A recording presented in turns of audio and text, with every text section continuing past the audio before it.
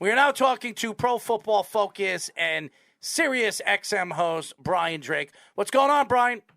Hey guys, thanks for having me. I appreciate it. And I'm a big college basketball guy. I live here in Syracuse, New York, and obviously there's no postseason for the Orange this year, which is weird. It's really weird filling out a bracket, watching the selection show, and going like, "There's no Orange this year." Like, we didn't get it. So, but I was listening earlier. I know you guys are big on Connecticut, and I love that Kentucky play. I'm putting Kentucky in my Final Four. I'm trying to be different. Everyone's going to have Gonzaga, but I like Kentucky to make a deep run and possibly cut the nets down. Boeheim comes back next year? Yes or no?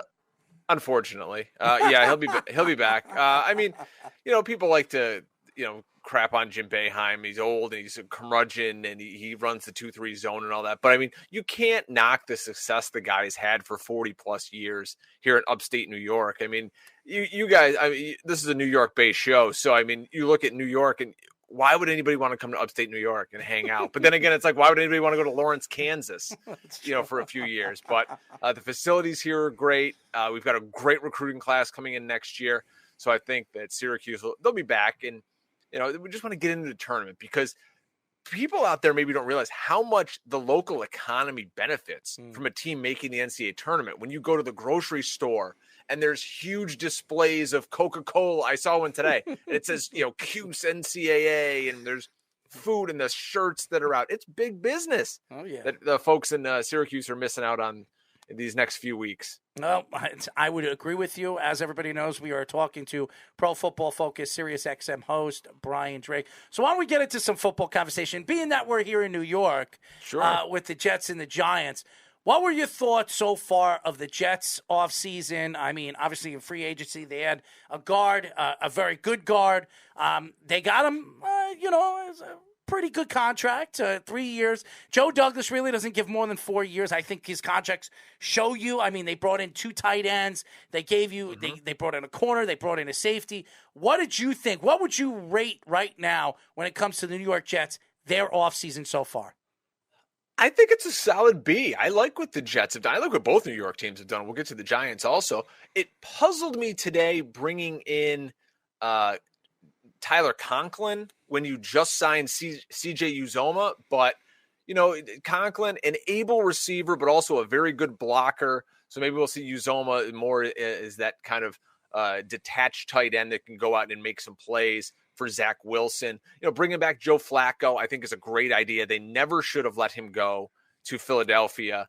You need someone there in-house to tutor the young quarterback, and to not have that last year was just moronic. I mean, you're left with like Mike White as your other quarterback. Like, you have to have somebody in there just to simply tutor him. They paid him a lot of money, guys, $3.5 million for Joe Flacco to come back.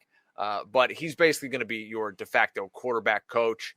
And then they got Jordan Whitehead. I really love that signing. Anybody who listens to my podcast, The Fantasy Football Hustle with Dwayne McFarland and myself, I talk about my love for my Philadelphia Eagles, and we needed a safety. And I thought Jordan Whitehead might be a nice kind of mid-level safety. You don't have to break the bank on, but 2 years, $14.5 million for Jordan Whitehead. Great signing by the New York Jets. And this isn't something, and you're a Jets fan, so we can just have a conversation about it.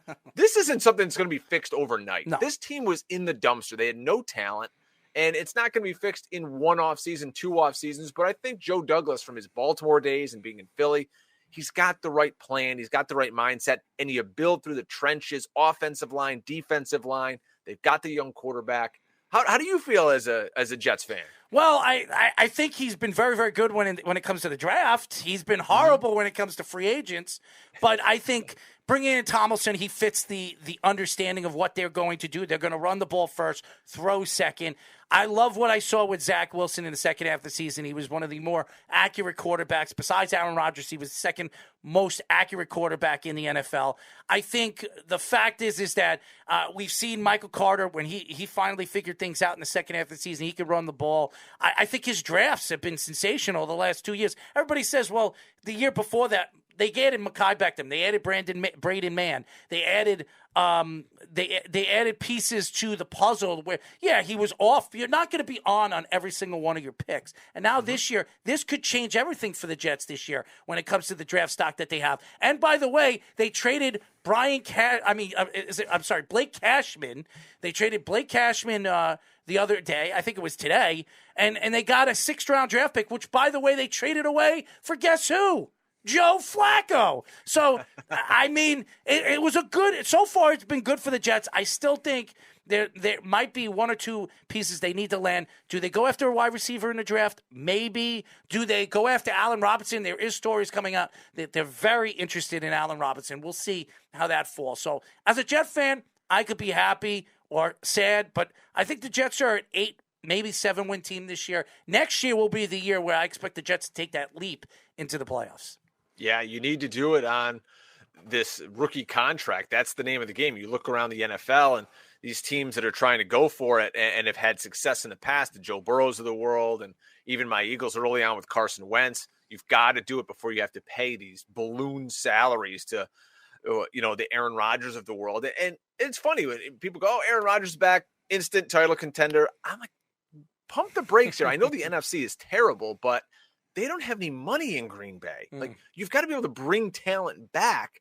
And Devontae Adams already said, I don't want to play on that franchise tag. You're losing players kind of left and right who are going to go to greener pastures. Like, that quarterback contract is just an albatross around your neck. So if you're the Giants with Daniel Jones, great word. Jets, great word. I like that. Albatross. Yeah, if you're the Jets here with Zach Wilson, get things done. I know the Josh Allen now, he's going to start getting paid a lot more in Buffalo. So they're really going in these next 2 years for Buffalo. This is it. Mm-hmm. They're making the run for it now. And then after that, God bless America. You're just writing checks to a quarterback.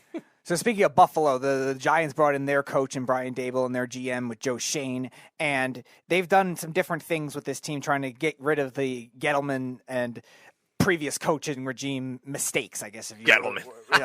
Yeah. So what do you think is the approach that they're going to have? What do you think they could bring schematically, even with a lack of talent, maybe on that offense, especially if they do trade Saquon Barkley? What do you think they'll bring to that? And also, do you think they're committed to Daniel Jones for this year and beyond, or do you think this is like a trial run for him?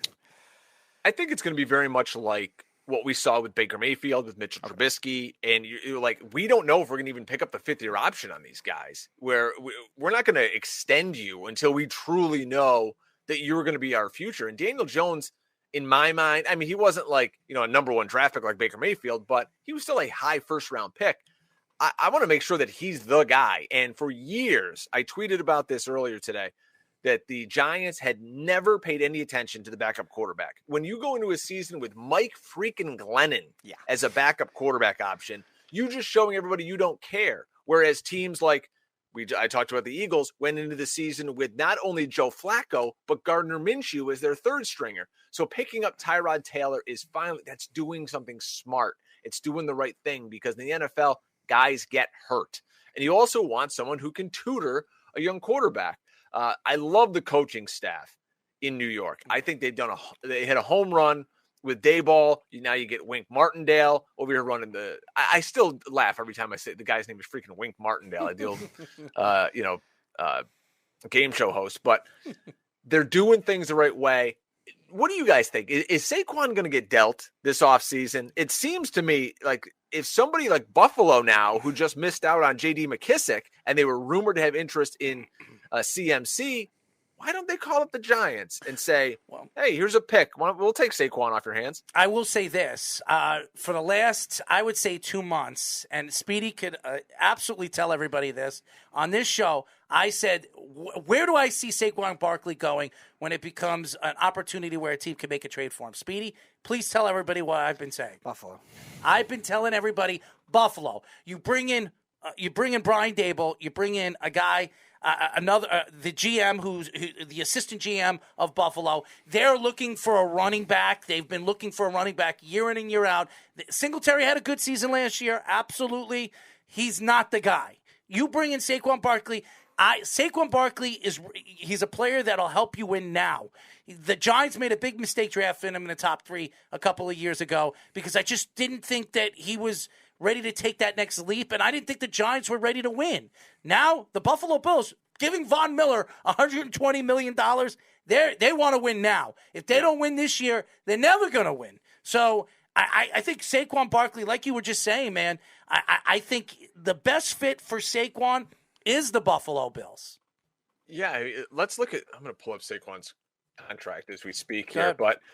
And, you look at Saquon Barkley, and you just, in your mind, automatically think of Zeke Elliott, right? And you go, look at the contract that is now holding the Dallas Cowboys back. And they had to cut Amari Cooper. And, you don't want to do that if you're the Giants. You've got another 2 years here. You got this year and next year where Barkley where are we? Oh, no, this is the last year of his deal.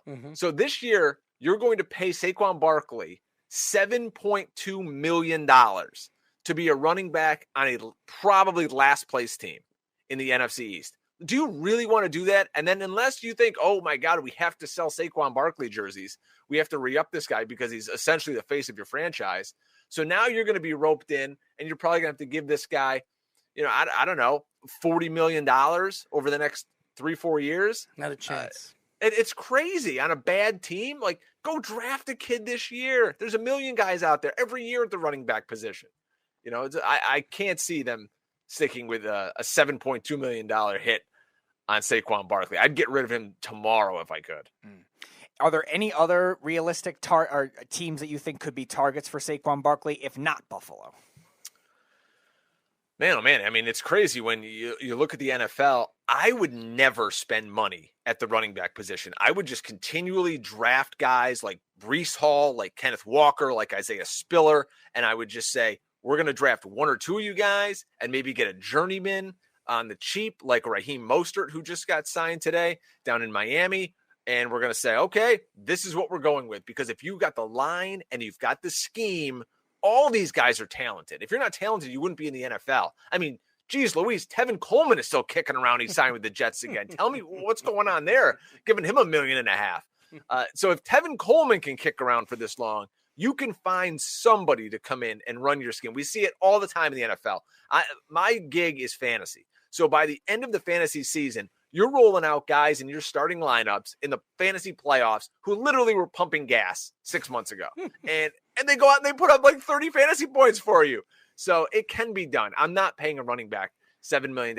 I think Buffalo is a good shot if they want to take him. And you've got to be a contender if you want Saquon Barkley. You can't be a middling organization and say, hey, we want to take on this guy at that heavy contract. So, I mean, we could look around the NFL and think who's kind of a really good team who could use him. I don't know. I'm coming up short in terms of these big time contenders. Kansas City's got CEH. They're not going to spend the money on him, but I don't know. Anywhere else you guys can think of? I was thinking Miami originally too, but they just signed Edmonds and Mostert, so I think they're out of it the now. Jags? So. Oh God, the Jags. Doug Peterson. How many second tier players can we find and give big money to? They're the new football team / commanders / whatever you want to call them, who every year wanted to win the offseason. It's look who Washington paid this year. Oh, they spent the most money. They got all the great players, and they always stunk. The guys who get signed in free agency this week, literally a year or two from now, are going to be cut from these teams again. All the guys you're seeing cut right now in the NFL, most of them are guys who were signed in free agency a year or two ago. And they're just, we're done with this guy. Send him off to the trash heap. There's a reason these guys don't have second contracts with the team that drafted them.